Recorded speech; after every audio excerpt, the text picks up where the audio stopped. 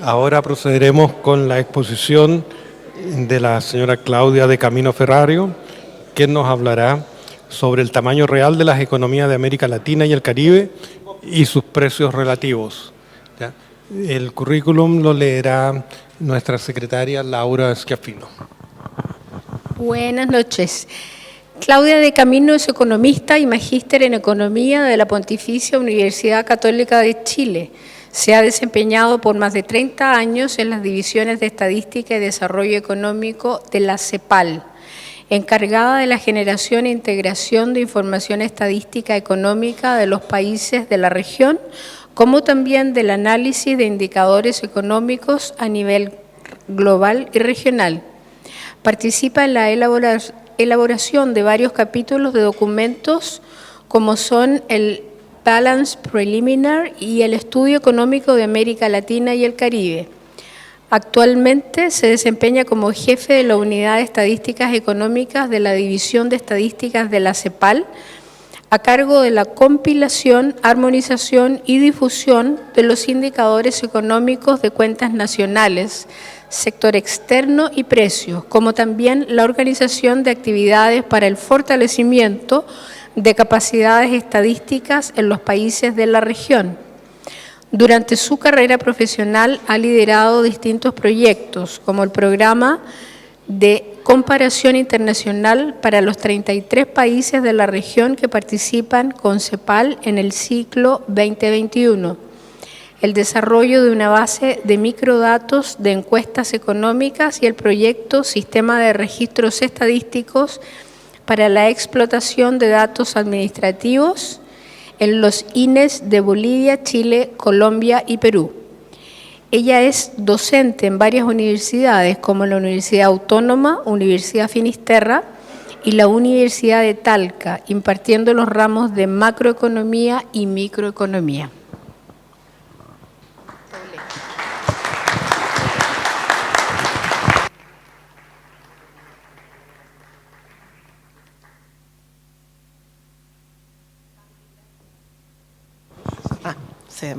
Tante grazie per questa introduzione. Vorrei aggiungere che io ho studiato alla scuola italiana Vittorio Montiglio di Santiago.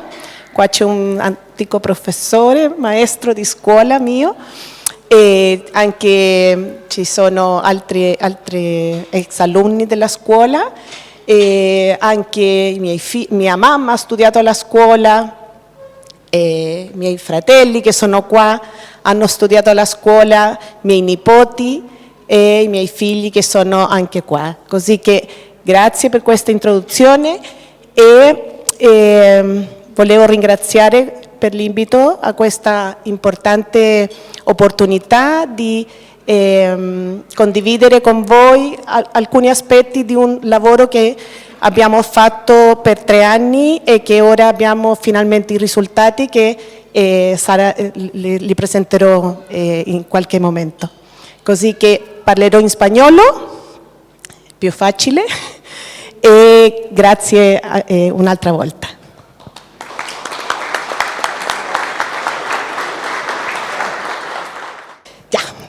Bueno, como les decía, este es un trabajo que comenzamos, me voy a poner por aquí, para que sea más fácil, para poder yo también mirar ahí las láminas.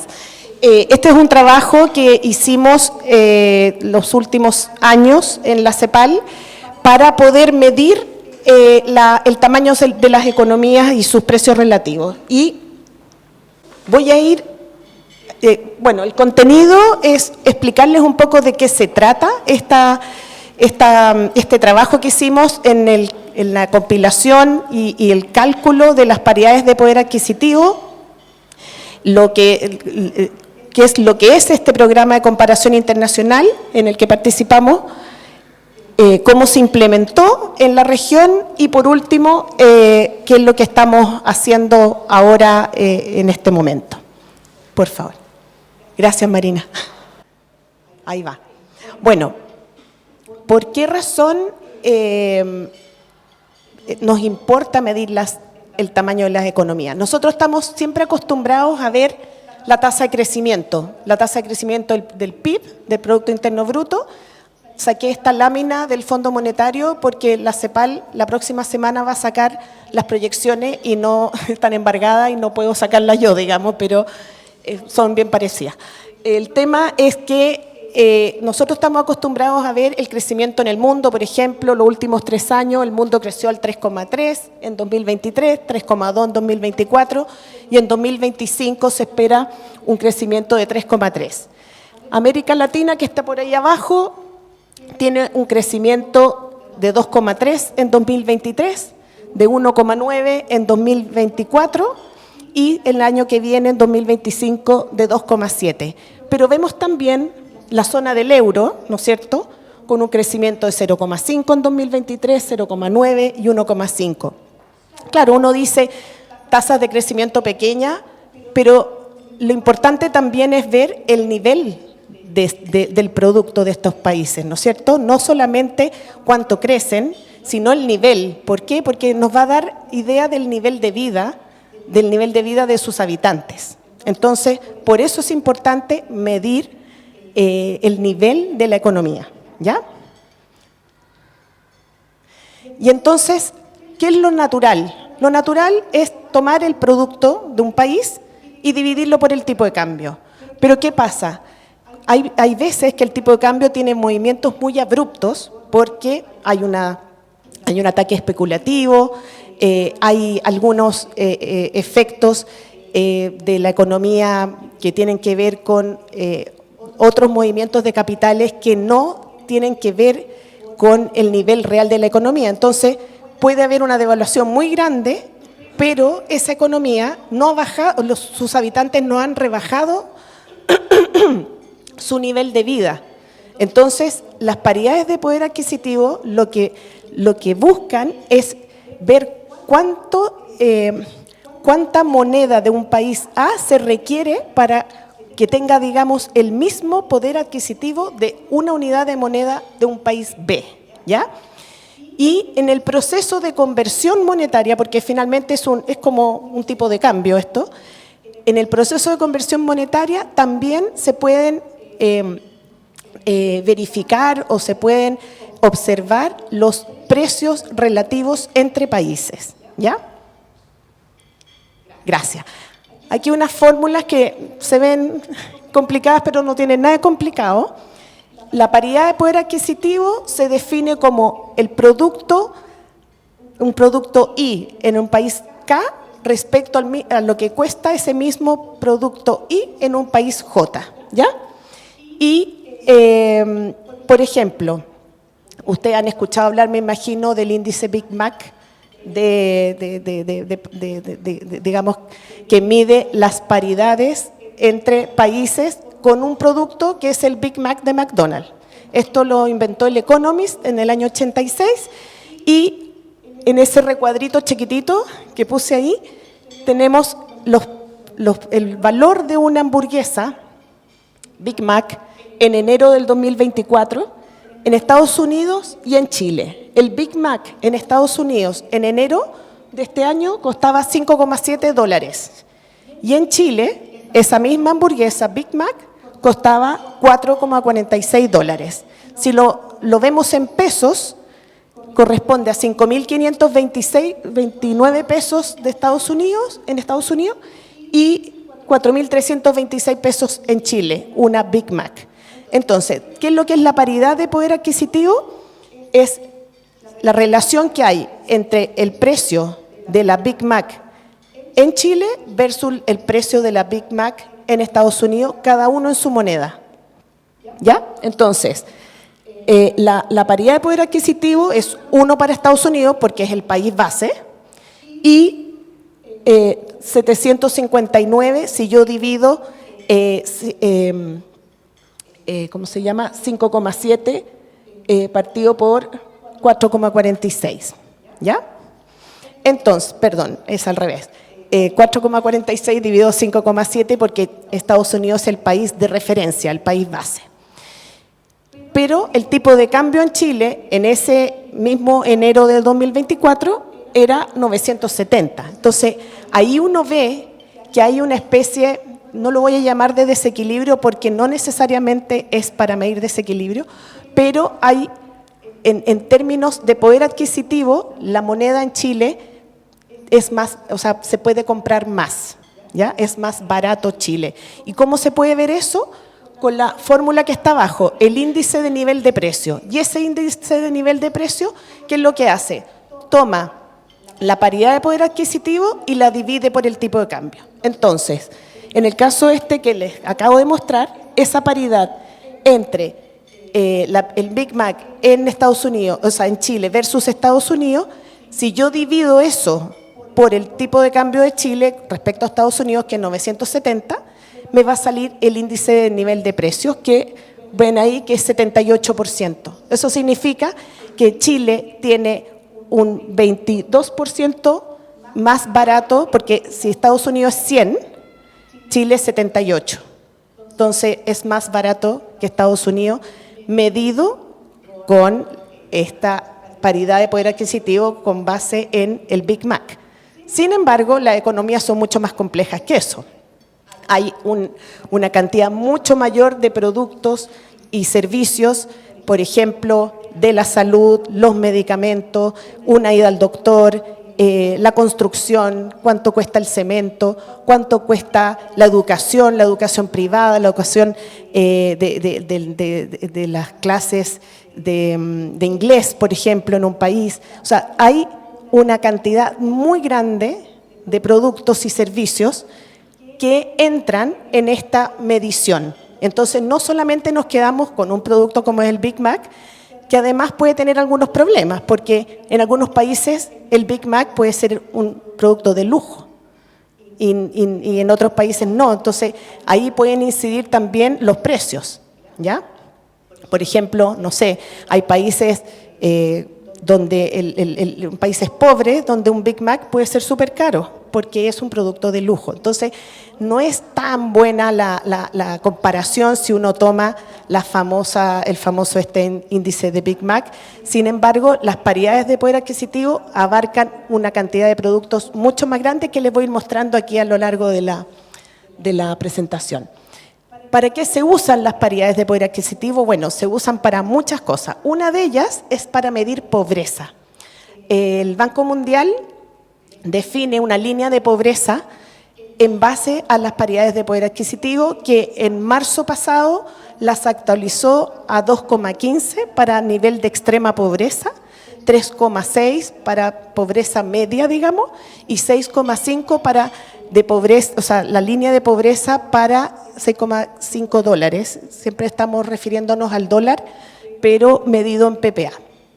Y entonces, bajo esa medición de extrema pobreza, en 2022 había más de 700 millones de pobres en el mundo. Entonces, de esta manera es una forma bastante comparable de medir, o sea, se determina una línea de pobreza con base en esta paridad de poder adquisitivo y eso se convierte en cada moneda de cada país a partir de la PPA y todos los que vivan bajo ese nivel de esa línea, digamos, de ingreso, son considerados pobres, ¿ya? Y es una medida comparable.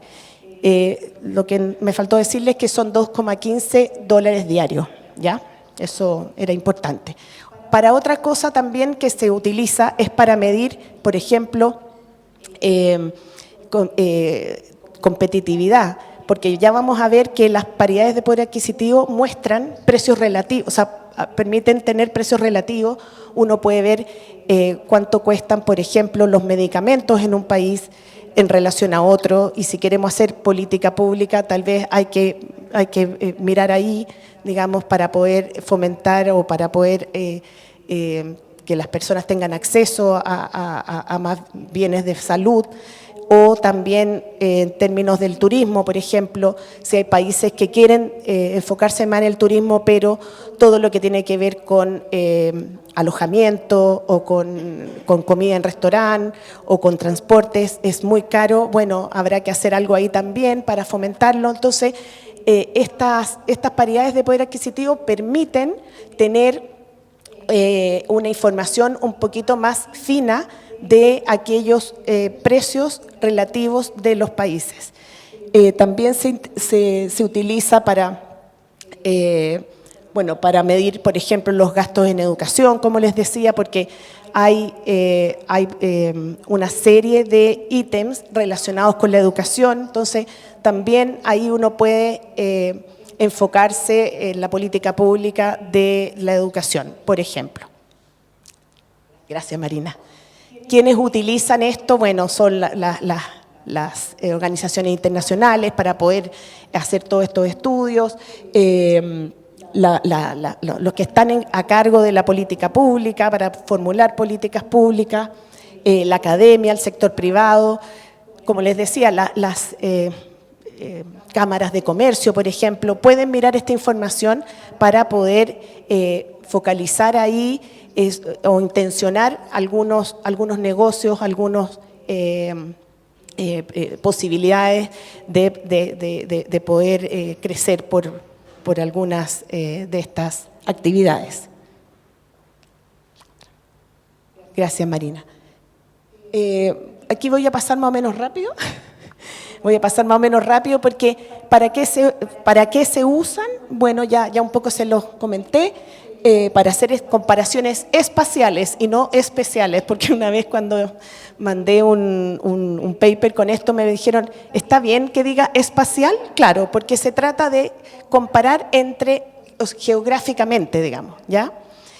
Lo mismo con el tema de los precios, o sea, estamos comparando el Producto Interno Bruto de un país con respecto a otro, pero también los precios relativos, o sea, el nivel de precios de un país con respecto a otro, y también nos permite agrupar economías por sus similitudes, tanto en su producto per cápita como por sus precios.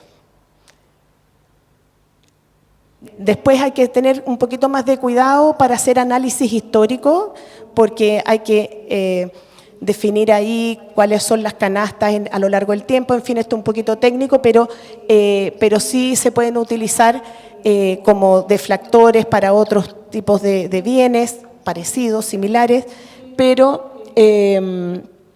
la verdad que esto hay que tomarlo con un poquito más de cuidado. Pero en la primera parte, digamos, eso es el uso que mayor se le da. Y por último, como medida de analizar tipos de cambios de equilibrio, creo que no es una buena forma de utilizarlas porque tienen otro tipo de, los tipos de cambio inciden otras variables más, ¿ya? Entonces, utilizar esto solo como una aproximación a un tipo de cambio de equilibrio puede ser complejo. Bueno, y toda esta medición de paridades de poder adquisitivo se hacen, porque esto, como ustedes pueden ver, es medir respecto de otro país, respecto de una economía de base, ¿ya? Respecto del mundo o respecto de una región, pero un país solo no puede medir una paridad de poder adquisitivo porque es uno. Entonces, para eso se requiere una organización más grande. Entonces, el Programa de Comparación Internacional es uno de las iniciativas estadísticas globales más grandes del mundo, si no la más grande, y su objetivo es medir la paridad de poder adquisitivo, el nivel de precios, el índice de nivel de precios, lo puse PLI porque lo tenía ahí de una presentación en inglés, Price Level Index, y para medir el PIB en términos reales, el real tamaño del PIB de cada economía. Entonces, esto se organiza, tiene, digamos, la Comisión Estadística de las Naciones Unidas, se, digamos, nombra a un consejo de gobierno para, en el fondo, que lo componen los países, y le dieron el mandato al Banco Mundial de organizar todas las directrices y la metodología de cálculo de estas paridades. Y esto, a su vez, baja a las regiones a través de las comisiones regionales. Yo trabajo en la CEPAL, que es la Comisión Económica para América Latina y el Caribe, pero está la Comisión para Medio Oriente, también está el Banco Asiático del Desarrollo, el Banco Africano del Desarrollo, está, ¿cómo se llama?, la OECD, que tiene a los países que hacen parte de la OECD. Y esto, las comisiones regionales trabajan a su vez con los equipos de países. Trabajamos con los institutos de estadística, con los bancos centrales, que son quienes recolectan la información, quienes nos proveen la información. Nosotros, las comisiones regionales, nos dedicamos a validarla, a ver que no haya errores. A veces hay errores de medición, porque si uno quiere medir realmente, por ejemplo, cuánto vale esta copa, tiene que ser la misma copa en todas partes del mundo. No podemos tener diferencias de calidad, que esta sea de cristal, que la otra sea de vidrio. Entonces, uno, digamos, tiene ciertos métodos de validación, y tenemos reuniones con los países para ver aquellos que se escapan mucho, si es efectivamente un problema de medición o que efectivamente es mucho más caro en ese país, ¿ya? Y toda esta información se comparte con las otras comisiones regionales, se discute, se analizan las desviaciones y luego se corrigen en los casos que tienen que corregirse y se van al Banco Mundial, donde se calculan las paridades a nivel global, ¿ya? ¿Y cuáles son los datos que se utilizan? Uno es el gasto, y cuando digo el gasto es lo mismo que decir el PIB a nivel total, agregado. ¿Y por qué el gasto? Porque el gasto se va abriendo en el consumo de los hogares, en el consumo de gobierno, en la inversión, que se llama formación bruta capital, y en el sector externo, que son las exportaciones menos las importaciones, ¿ya? Y esto se va abriendo a detalles mucho mayores, que lo voy a mostrar en la próxima, pero además del gasto, los países recolectan precios, y precios, como les decía yo, de una canasta muy grande de bienes y servicios, que también se las voy a detallar un poquito más adelante. Y con estos dos pilares se calculan las famosas paridades de poder adquisitivo, que en el fondo es como tener, tiene el mismo concepto del precio del Big Mac, pero con una canasta mucho mayor, ¿ya? Busca siempre tener los mismos parámetros, las mismas especificaciones para poder comparar lo mismo. Y bueno, esto en este proceso hay investigación, hay que definir las listas con los países, ver que esos productos existan en los países, ver en los casos que no existen cómo resolverlo. También está todo lo que les comentaba de la validación de la información, para asegurar la calidad, y luego la difusión y el análisis de los resultados, que finalmente es lo más importante de este ejercicio, digamos. Bueno, y ahí cómo usar esta información, ahí es tarea, digamos, como tanto de los formuladores de política, pero que también del sector privado, que podría utilizar todos estos datos para su análisis, tanto como de negocios como de fomentar algunas actividades. La próxima, porfa. Bueno, y esta pirámide, digamos, es cómo se construye toda esta de la paridad, y ahí el PIB, digamos, es como la base de a lo que queremos llegar, a medir el PIB en términos reales. El PIB tiene a su vez 6 agregados básicos, que son, como les decía, el consumo en los hogares. Esto es bien técnico, así que lo voy a hacer bien rápido, porque está el consumo en los hogares, el gobierno, y la inversión, y el sector externo. Pero además el gobierno se abre en el gasto de gobierno colectivo y el gasto de gobierno individual, pero bueno, son cosas como un poquito más detalladas. Pero en el lado izquierdo, está un ejemplo de a qué nivel uno empieza a trabajar. Por ejemplo, en el caso del consumo de los hogares, hay una serie de grupos de productos, ¿ya? De categorías. Por ejemplo, les puse una ahí que es alimentos y bebidas no alcohólicas. Luego, esto se abre en alimentos y luego estos alimentos se abren en pan y cereales, por ejemplo. Y dentro de pan y cereales, arroz, harinas, pan, en fin. Y dentro del arroz hay una cantidad grande de tipos de arroz. A ese nivel llegamos, a los tipos de arroz. Por ejemplo, el arroz parbolizado, el arroz basmati, todos los tipos de arroz que hay en los distintos países del mundo. En algunos van a ser más importantes unos que otros, pero a ese nivel de detalle llegamos con este programa. La próxima, porfa. Bueno, este programa, ahí lo voy a pasar más o menos rápido, tiene una larga historia, digamos, desde 1500 que está este interés por medir la paridad de poder adquisitivo, pero por ahí, por 1968, casi mi cumpleaños, que esto ya tomó una forma un poquito más estructurada, ahí ya se empezó a trabajar con los distintos grupos de países, básicamente los europeos y Estados Unidos, y ya a partir de los 90 que ya se consolida como un programa, el programa de comparación internacional, y hoy día estamos en la ronda 2021, que es la 10ª ronda de trabajo, como les decía a ustedes, colaborativo entre las distintas regiones del mundo para calcular las paridades de poder adquisitivo.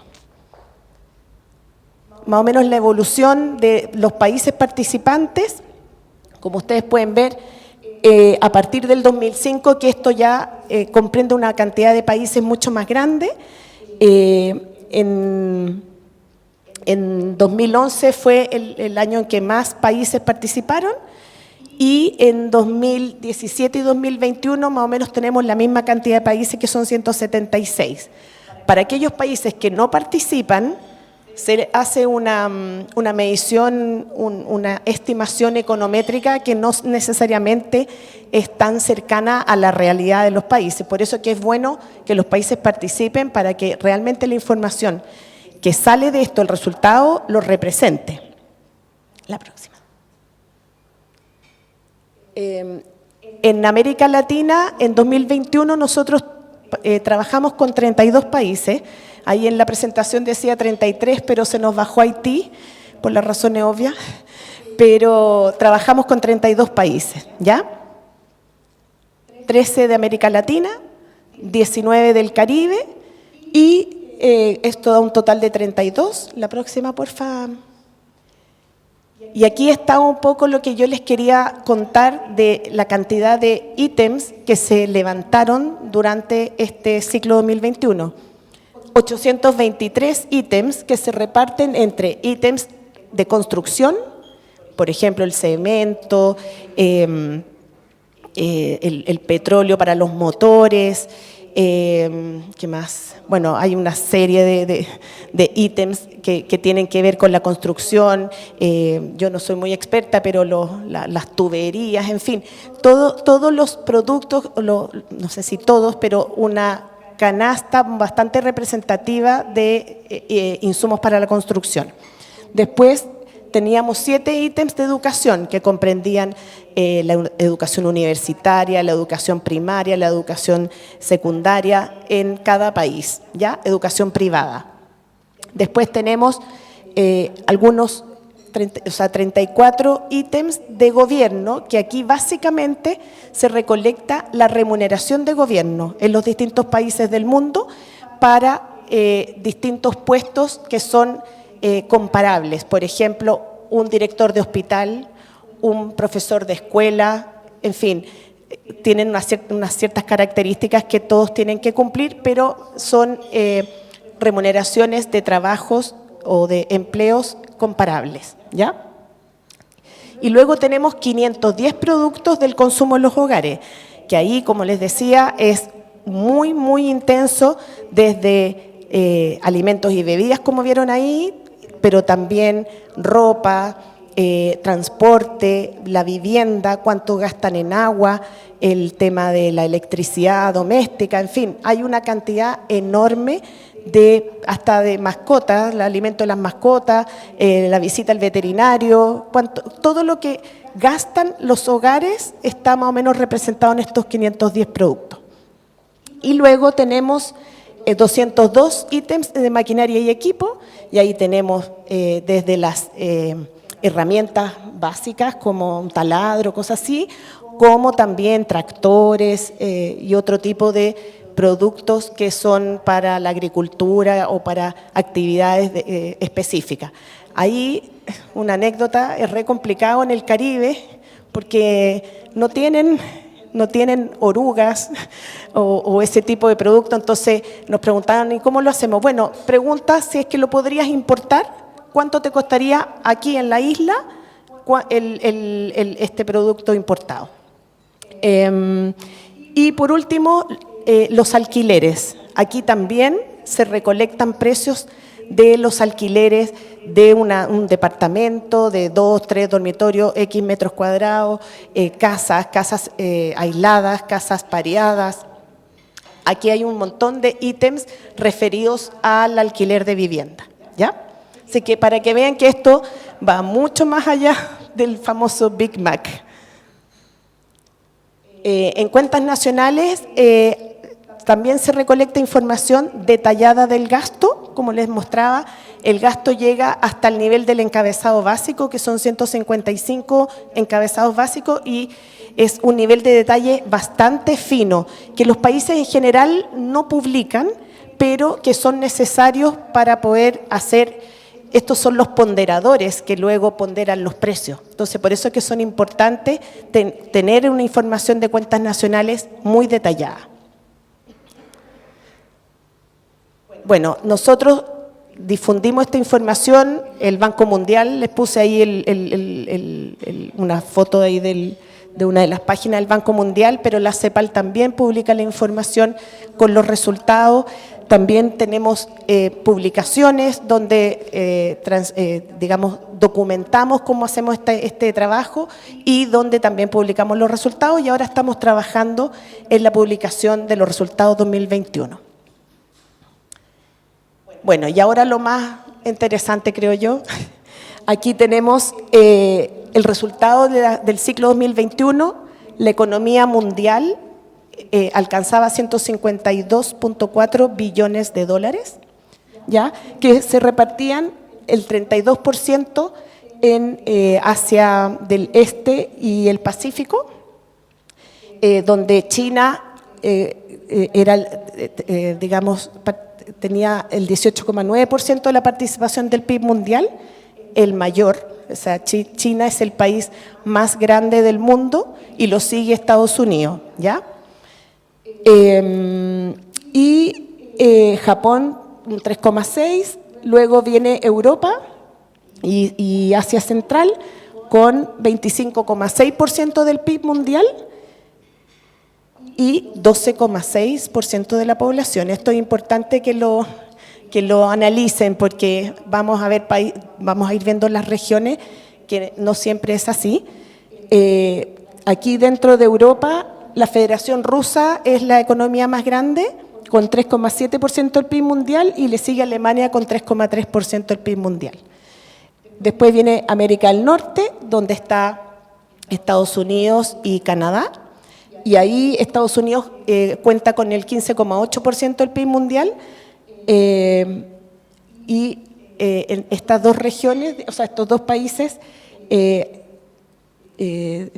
representan el 4,9% de la población del mundo. Después viene el sudeste asiático, donde tienen el 9,3% del PIB mundial y el 24% de la población. Ahí ya empezamos a tener problemas, digamos, de ingreso per cápita, ¿no es cierto?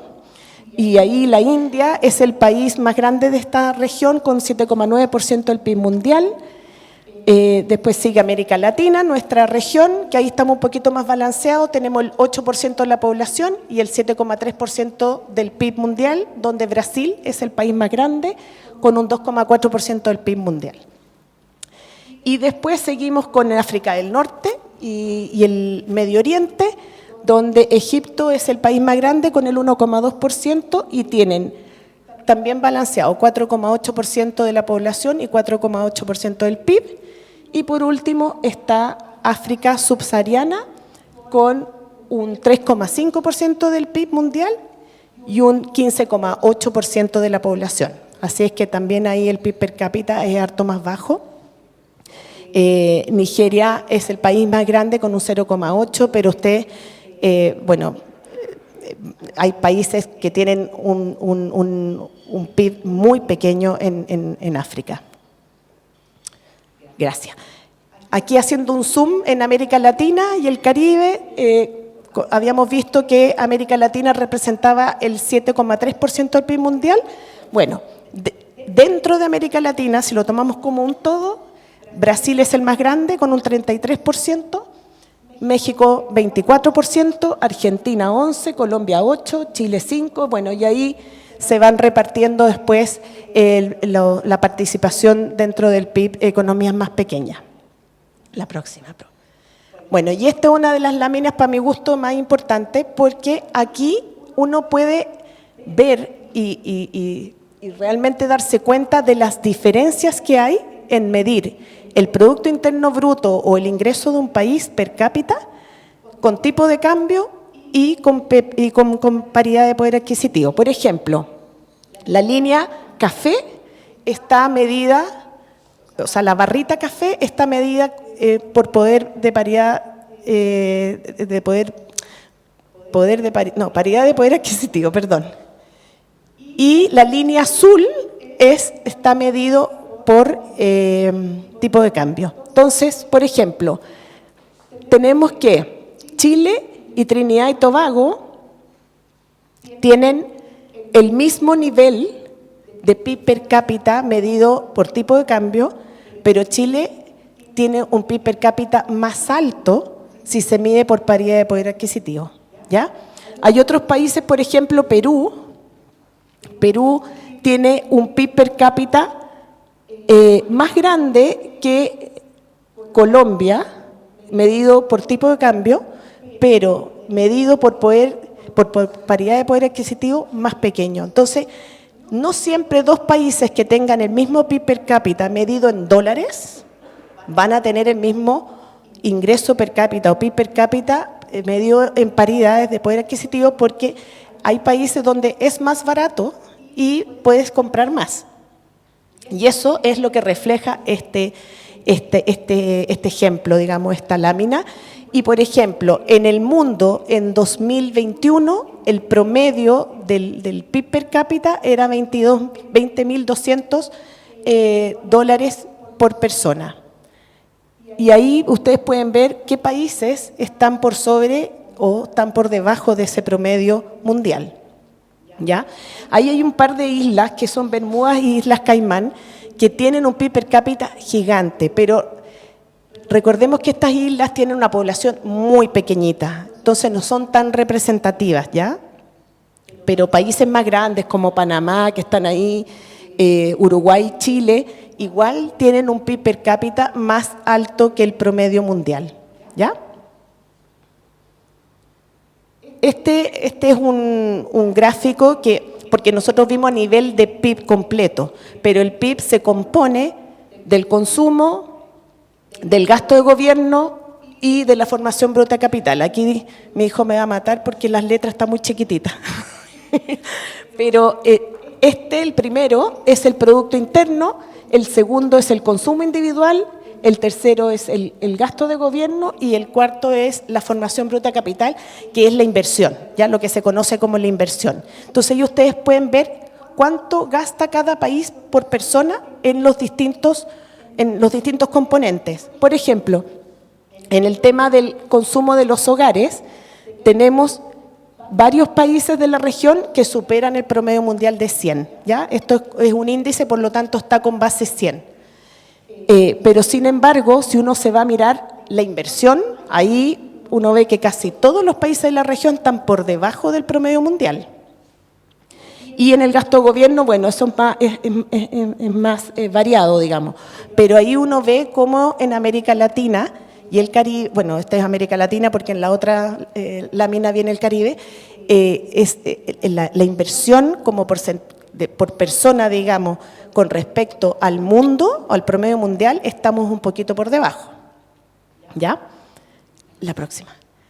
Y en el caso del Caribe es bastante más disperso. Hay países muy ricos como mostraba ahí las Caimán y Bermuda, pero países muy pobres también, como son Surinam y todas estas islitas chicas, Granada, Dominica, que están por debajo del PIB per cápita mundial y en términos de consumo están un poco mejor, pero tienen bastantes distorsiones, por ejemplo, en el gasto gobierno. Hay un país que a todos como que nos llamó la atención, que es Montserrat, que es una isla súper chiquitita, pero miren el gasto per cápita que tienen, y esta es información real, digamos.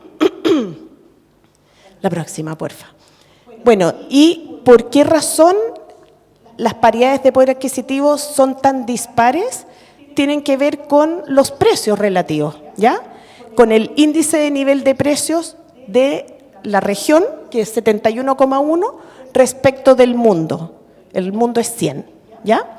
Y ahí ustedes pueden ver qué países están por sobre el promedio mundial y qué países están por debajo, ¿ya? Y ahí vemos que en América Latina la mayoría de los países están por debajo del PIB, del nivel de precios 100 promedio mundial, ¿ya?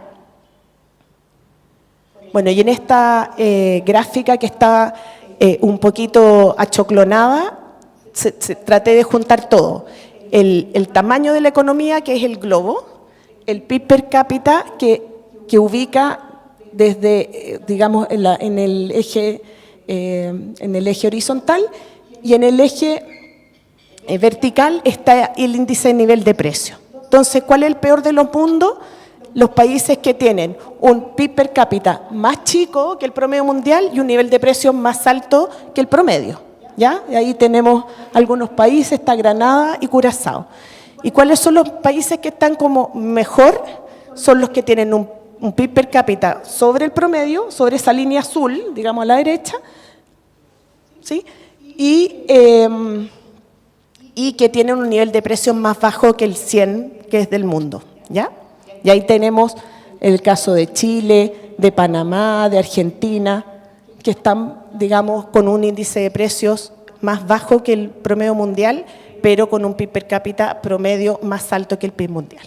Bueno, y después están los otros países que tienen un PIB per cápita más bajo que el promedio y un índice de precio más bajo que el promedio.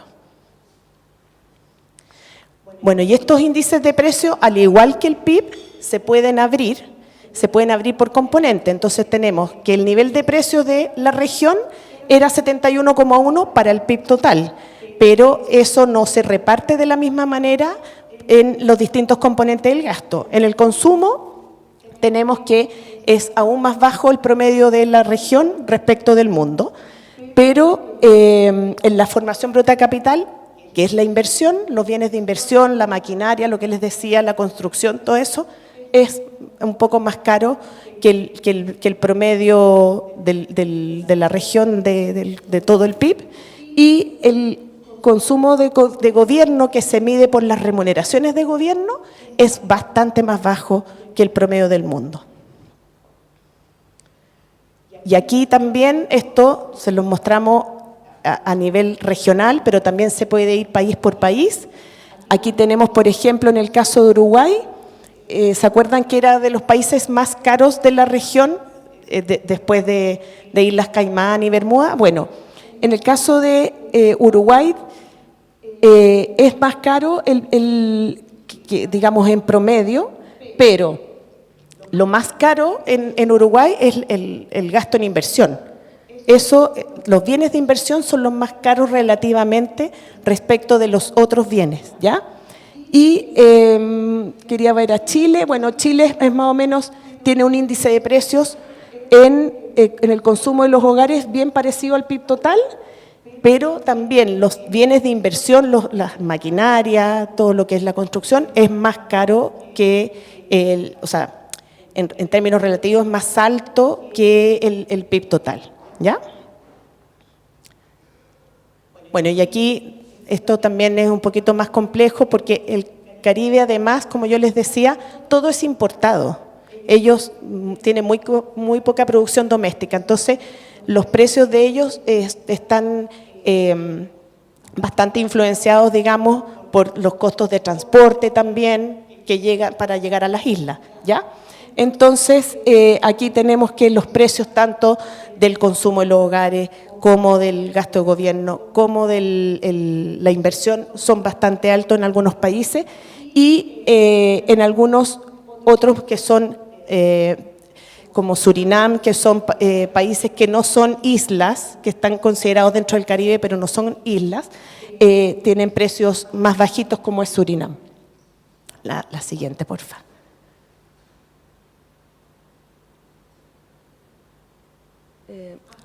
Ya, que eran, como son todos parecidos. Bueno, en este otro gráfico, lo que se puede apreciar ya es una apertura mayor aquí del consumo de los hogares. Y aquí tenemos 4 tipos de productos. Uno son los alimentos y bebidas, ¿ya? Y ahí vemos que Chile, por ejemplo, es Uruguay, perdón, el país más caro de la región para todo lo que tiene que ver con alimentos y bebidas. Pero en lo que tiene que ver con vivienda, energía y agua, ahí Chile ya está por debajo del promedio mundial. Ven ahí, digamos, las barritas están por debajo del 100. En el caso de la salud, Costa Rica es el país más caro de la región. Ahí tienen 129, es su índice de precios por sobre el promedio mundial de 100. Y en educación, Panamá es el país más caro de la región, ¿ya? La siguiente, por favor. Bueno, y esto mismo está también calculado para el Caribe, donde ustedes pueden ver que, por ejemplo, los alimentos y bebidas, todos los países, prácticamente salvo Surinam, están por sobre el promedio mundial. En lo que es vivienda, energía y agua, ahí es más dispar porque hay bastante subsidios en estos países. En lo que tiene que ver con salud, también hay un par de países que están por sobre la media global, pero muchos otros están por debajo, y en educación lo mismo. Ahora, aquí nosotros no podemos identificar la calidad, pero sí tienen universidades, sí tienen, ¿cómo se llama?, profesores de primaria, de secundaria, y ahí, bueno, eso es un poco, digamos, el resultado de precios nada más. La siguiente. Bueno, y estos son el tipo de información o de resultados que ustedes pueden obtener a partir de estas paridades de poder adquisitivo. Como les digo, tanto para medir el gasto per cápita en los distintos bienes y servicios en una economía, pero también los precios relativos de esos mismos bienes y servicios en las distintas economías, y como ustedes pueden ver, ahí también no solamente es para mirar, no sé, política pública, sino que hasta también para ver hasta dónde irse de vacaciones o definir dónde se quieren pensionar, puesto que ahí van a tener mucho más capacidad adquisitiva en los países que están por sobre este 100, digamos, de precio relativo. Y estamos ahora trabajando en el ciclo nuevo, en el ciclo 2024, que es, digamos, el año de referencia es este. Estamos trabajando con los países de la región, generamos todas las listas, porque todos los años se revisan los productos, por ejemplo, las cosas tecnológicas, los celulares, por ejemplo, tenemos que cambiar los modelos, los autos también, en fin, hay toda una serie de productos tecnológicos que hay que cambiarlos, todos los modelos para poder recolectar el que esté vigente en ese año y bueno, y estamos en ese proceso, así es que en unos años más, si me invita el tío Víctor, podré contarles lo que pasa con el ciclo 2024 de precios y si Chile se mantiene o se encarece relativamente respecto del resto de los países de la región. Una cosa que se me olvidó decir es que Chile, Costa Rica, Colombia y México no participan con la CEPAL, participan con la OECD porque son países OECD. ¿Ya? Pero los datos, como les digo, van a son integrados por el Banco Mundial de todos los países y por tanto tenemos las paridades de todos los países, ¿ya? Y muchas gracias y les dejo aquí la próxima. Hay algunos documentos que si quisieran como profundizar, podrían echarle una miradita y poder entender, digamos, los métodos de cálculo de manera más profunda, porque yo la verdad que no los abordé por las razones de tiempo y para no darles una lata tan grande, pero finalmente si quisieran revisar y interiorizarse más en esto, ahí también tienen la bibliografía para poder revisar. Así que muchas gracias.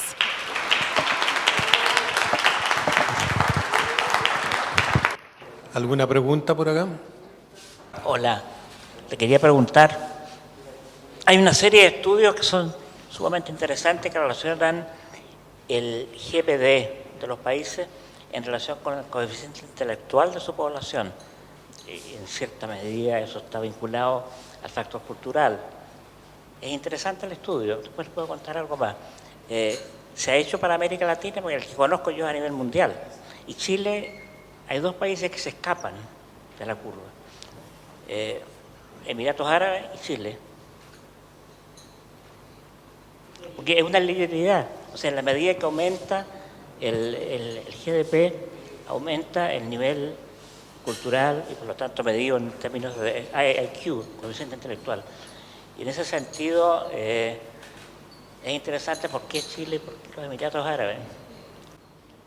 Mira, la verdad que no conocía esta relación que dices tú sobre coeficiente intelectual y nivel de PIB, pero imagino que tiene que ver con que al aumentar el estándar de vida, digamos, hay acceso a mejor alimentación, a mejor educación y eso finalmente igual va elevando, digamos, la potencialidad del...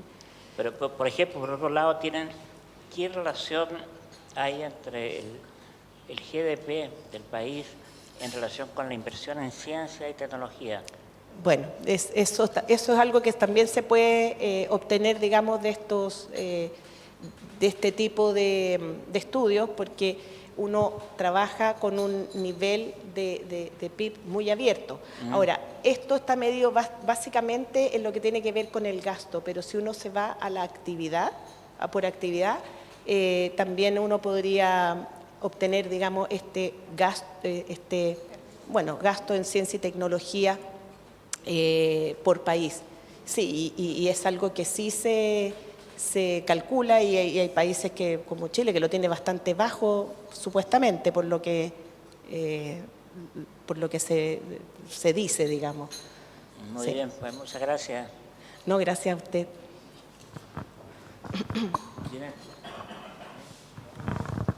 ¿Alguna otra pregunta? Hugo. Leonardo.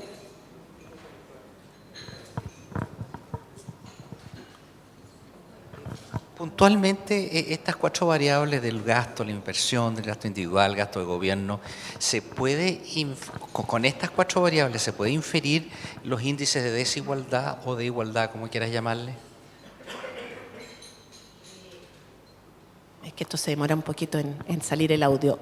No, directamente no se puede inferir, pero sí, lo que pasa es que tú ahí necesitas, este es un nivel de gasto promedio de la economía. Tú lo que necesitas es mirar la distribución al interno del gasto y para eso ahí ya necesitas otras variables más como la distribución que se puede obtener a partir de las encuestas de hogar. Eso también lo calculamos en la CEPAL, pero es un segundo paso. No, esto es un promedio. Es un promedio, como yo les decía, cuando se mide pobreza, tú fijas un nivel de ingreso mínimo que tiene que tener una persona para no estar en un nivel de pobreza extrema, pero cómo está distribuido dentro del país, eso no sale a partir directamente, digamos, de esto, pero sí tanto el Banco Mundial como la CEPAL y como otros organismos internacionales tienen información de distribución al interior de cada país. Sí, pero se puede tener desigualdad. Sí. No. Ok, por allá hay otro. Gracias. Oye, primero que nada, felicitarte, pues, Claudita, ¿eh? Gran exposición. Oye, dos preguntas. Una, según esta información, ¿tú crees que se puede o se utilizaría esta información para poder aconsejar a los, no sé si es la palabra correcta, aconsejar, o que en el fondo se ocupe para todos estos procesos migratorios entre países? A ver, todo lo que tiene que ver con el gasto per cápita, el hecho de que entren nuevos habitantes al país, obviamente te va a disminuir tu ingreso per cápita por un tema de numerador y denominador, ¿no es cierto? Entonces tú con esto podrías ver qué capacidad de absorción realmente tiene cada país, porque si tú ya tienes un nivel de PIB per cápita muy bajo y supongamos que está bien distribuido, que no está concentrado, si llegan nuevos habitantes, evidentemente va a haber un tema, si no se genera un aumento en el producto total que acompañe esa nueva ingreso de personas, el ingreso per cápita de ese país va a bajar, digamos. Pero todo va a depender de la contribución que hagan estas nuevas personas al trabajo y al producto de ese país. Correcto. Oye, y en esa línea, tú lo dijiste también al final de tu posición, ¿cuáles serían los 3 países de la región como para jubilarse lo que estamos pensando en? ¿Cuáles serían los países? Bueno, hay varios, porque hay varios que tienen los niveles de precio debajo del promedio mundial. Habría que ver cuáles están por debajo de Chile. No sé si te gustaría irte a Bolivia, por ejemplo. No sé. Dice que hay bonitas playas. No, pero por ejemplo, ahí estaba Brasil, me acuerdo, era más barato que Chile relativamente, y bueno, está Centroamérica siempre. Centroamérica es el que está muy por debajo de Chile todavía, y eso básicamente, porque lo que es Uruguay es mucho más caro, Costa Rica anda más o menos, anda más caro que Chile. Había ahí algunos... Algo de eso. Sí. Caribe de repente. No, el Caribe es carísimo. El Caribe es carísimo. No sé si se acuerdan de los gráficos ahí. El Caribe, todo es carísimo porque, como les decía, tienen un nivel de producción muy bajo. En el interior todo lo tienen que importar con los costos de transporte asociados y la dificultad. O sea, tener una universidad en el Caribe, tienes que traerte los profesores, en fin. No es buena idea. Incluso ir de vacaciones es bastante caro. Sí, cierto. Muchas gracias, querida. Sí, acá. Perdón. Pero vaya usted primero. Mira, yo como estoy vinculado a la parte farmacéutica y siempre nos criticaban los precios de los medicamentos en Chile, ¿cómo hacen la comparación de medicamentos, el costo de medicamentos, cuando el costo de vida, qué sé yo, de los medicamentos en un país y en otro? Cuando en un país, por ejemplo, el Estado financia los medicamentos en un porcentaje, en Chile no financia nada. Entonces, los costos son totalmente distintos de un país a otro. ¿Cómo hacen la comparación? No lo entiendo. Por ejemplo, en tiempos de Allende, en Chile, teníamos un dólar preferencial y por lo tanto los medicamentos eran muy baratos y todo se contrabandeaba a los otros países. Y después esto pasó al revés. Pero entonces, ¿cómo comparan una cosa con otra? Yo siento que comparan peras con manzanas, no sé. A ver, no, es que lo que pasa es que lo que tú quieres comparar es el gasto del hogar en un medicamento. Entonces, por ejemplo, tú tienes las aspirinas o el remedio para la hipertensión, que es el mismo remedio, y cuánto cuesta ese remedio en Panamá, en Chile, cuánto le cuesta de bolsillo al hogar, independiente de que tenga algún precio fijado. Ese país, bueno, esto no mide la eficiencia económica, sino que mide cuánto le cuesta al hogar adquirir un medicamento, que es el mismo medicamento en todos los países. Y ahí, ojo, porque yo siempre he conversado contigo esto de los medicamentos, los genéricos, están los de marca y los genéricos, y se capturan los dos, y están los genéricos en un área y los de marca en otro, y para todos los países por igual. Entonces es el gasto de bolsillo de las casas, de los hogares, independiente que eso no sea, ahí no se mide la eficiencia, porque tal vez si tienes un país donde está muy subsidiado, posiblemente pase lo que tú dices, que hay tráfico. Exacto. Pero eso es parte de la eficiencia económica, más que del gasto de las personas.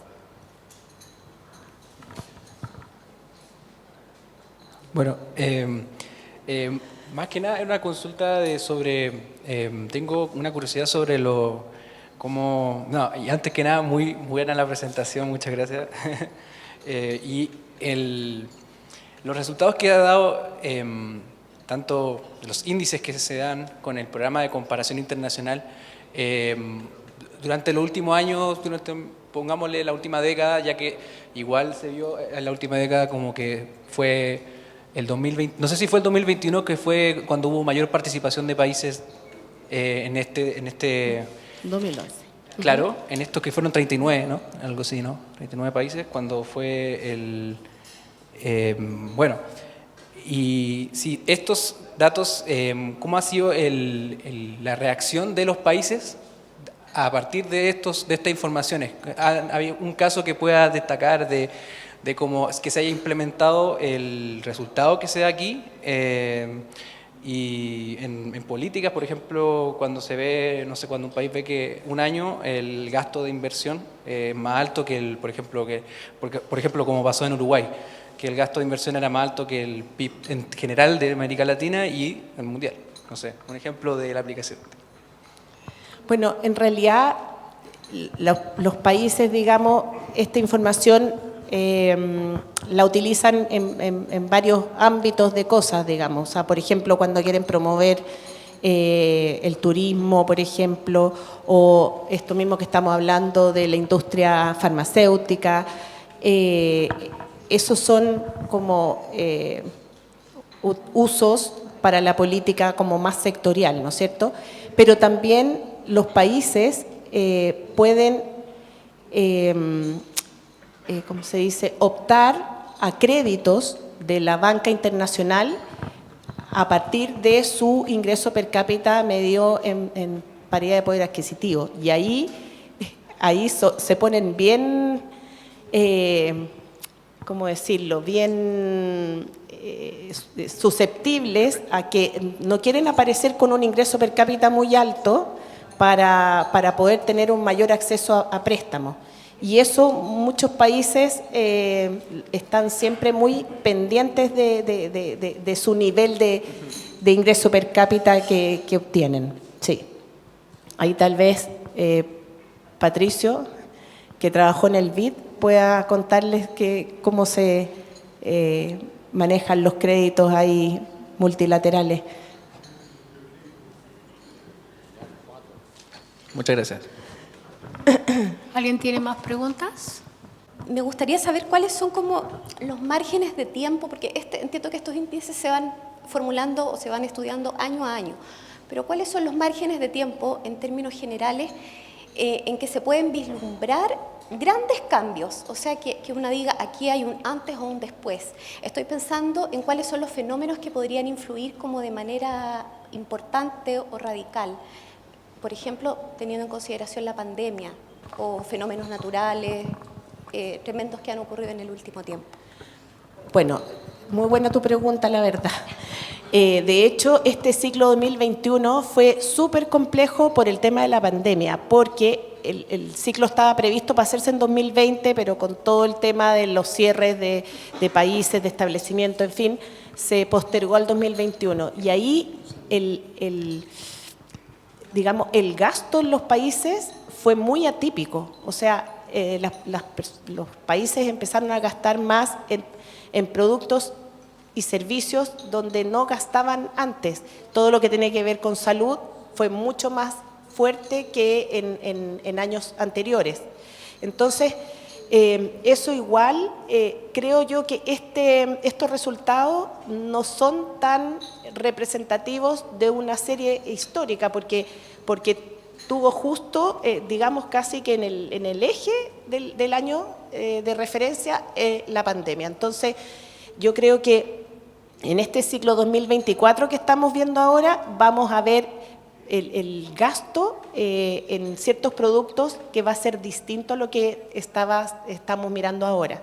Así que sí, efectivamente,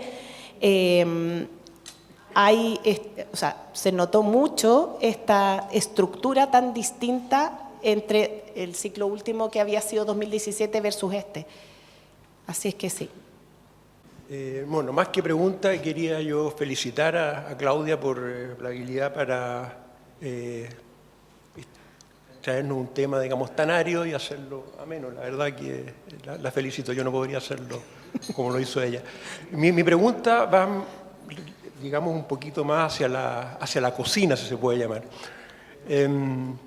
Si hacemos un zoom en América Latina, tenemos una dispersidad de las economías bastante grande, y un tema importantísimo es la informalidad, sobre todo en algunos países. Entonces, en términos del trabajo, digamos, sucio que les toca hacer a ustedes, ¿cómo de alguna forma acometen, digamos, o cubren todas esas imperfecciones que tiene la medición del producto, digamos? Pongo el caso de la informalidad de la economía, pero hay otras cosas que también podrían sumarse, digamos, y para llegar a este ejercicio de comparar peras con peras hay que meterle mucha mano de obra y mucho trabajo de cocina, como se dice. Así es, pues mucha cocina ahí, pero los países en general están incluyendo en sus cuentas de hogares el tema de la informalidad, unos mejores que otros. O sea, por ejemplo, tenemos a Perú, que hace un buen cálculo de la informalidad. Algunos países centroamericanos están partiendo con esta capacidad de medir la informalidad de una mejor manera. Pero diría yo que sí, o sea, si bien la informalidad es algo que afecta sobre todo a Centroamérica de una manera mucho más fuerte, está siendo bastante abordado por los países en sus cuentas nacionales. Y creo yo que los países donde tenemos más debilidad hoy día es en el Caribe. Y ahí los datos del Caribe son bastante más, porque el Caribe, y ahí como algo bastante técnico, ellos no miden el producto por el gasto, lo miden solo por la producción. Entonces, ahí hay que estar haciendo estimaciones del gasto del consumo de los hogares, del gobierno, a partir de registros administrativos, en fin, es súper complejo, diría yo. El Caribe es el que tiene mayores dificultades o desafíos a la hora de hacer la estimación, pero creo yo que los países de América Latina han ido avanzando mucho en la medición de la informalidad, así es que, si bien no creo que sean la perfección, pero sí ya se captura mucho más. Sí. Y gracias por tus palabras, Patricio, y bueno, creo que tú lo hubieras hecho igual de bien nomás. Hola. Más que nada, poder conocer qué utilidad tiene este estudio de la paridad de poder adquisitivo en el caso del área de salud, por ejemplo. ¿Cómo se puede relacionar esta información con los estándares en calidad que tengan cada país? ¿Puede hacerse una correlación en esta información con estándares de calidad? O sea, ¿podemos extraer algo de esto? ¿Nos puede dar alguna utilidad? A ver, es bien complicado. En calidad, todo lo que tiene que ver con productos, yo creo que sí, que se puede capturar la calidad, porque como te decía, los productos son los mismos entre países. Entonces ahí tú puedes ver, digamos, tanto el gasto en los medicamentos entre países y puedes darte una buena idea de eso. ¿Dónde está, yo creo, el desafío? Es en la parte de los servicios de salud. Ahí es más complicado porque si bien los exámenes, un examen de sangre, un examen de orina, qué sé yo, eso es también bastante estándar. Las consultas médicas, ahí es más complejo y yo creo que el programa de comparación debiera y está yendo hacia una medición de calidad de todo el tema de salud. Sin embargo, en el programa de comparación sí se hace una medición de calidad y se ajusta por calidad en las remuneraciones de gobierno. Eso se hace un ajuste, qué bueno que lo preguntaste, por productividad, y eso se calcula a partir de las relaciones que hay entre capital físico y versus empleo. Entonces, aquellos países que tienen más capital sobre empleo son más productivos, deberíamos de esperar, ¿no? Y aquellos países que tienen capital sobre empleo más bajo son menos productivos. Entonces, se le hace un ajuste por el nivel de capital versus empleo en cada país.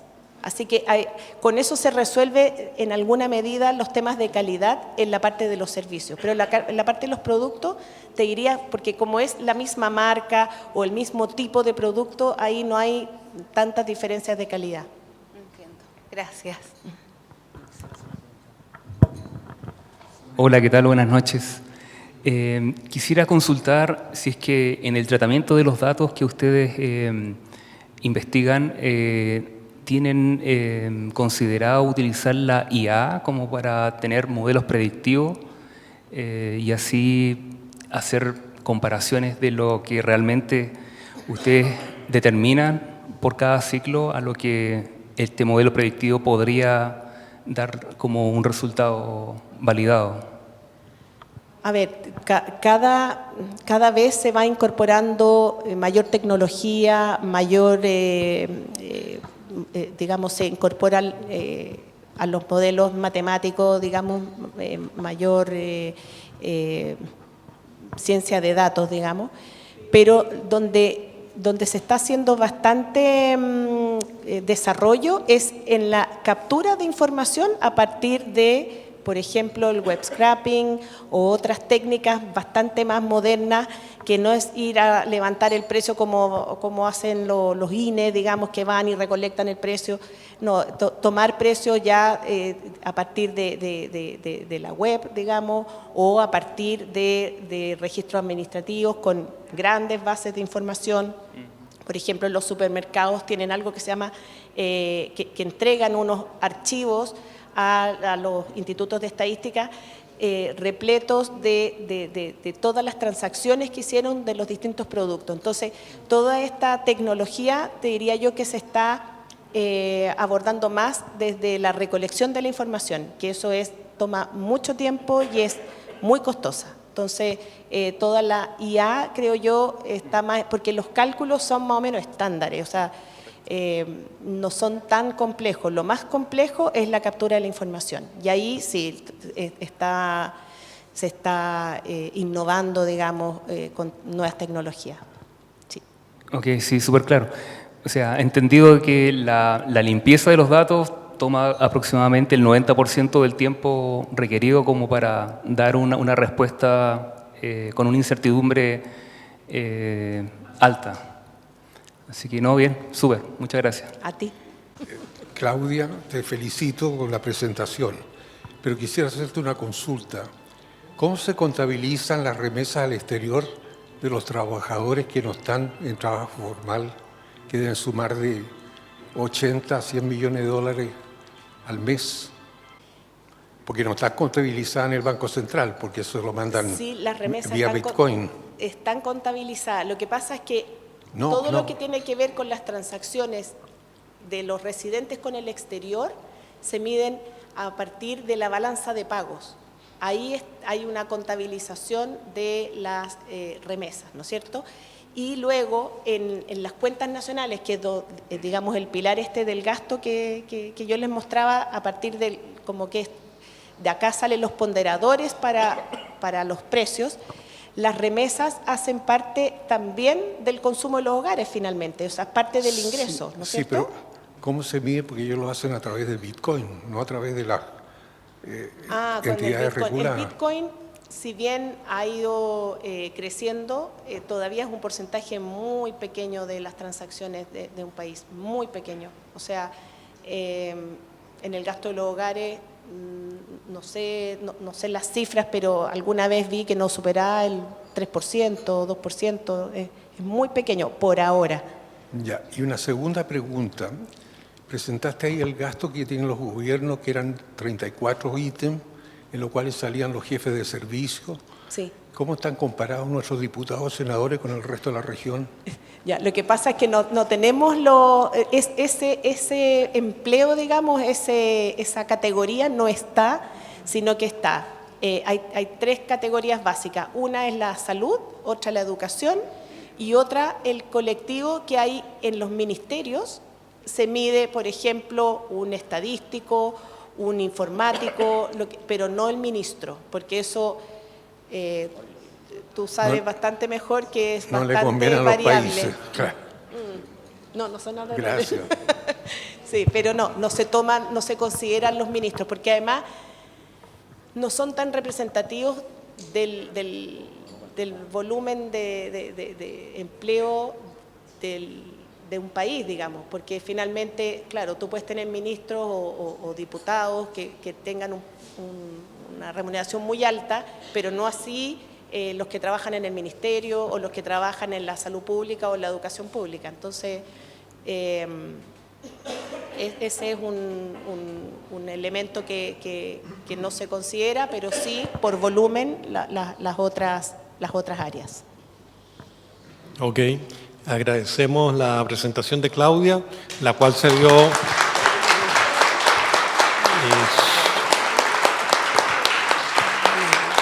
su presentación, su excelente presentación se vio reforzada por la cantidad de preguntas, todas que fueron respondidas excelentemente. Y Claudia, te queremos hacer un pequeño presente.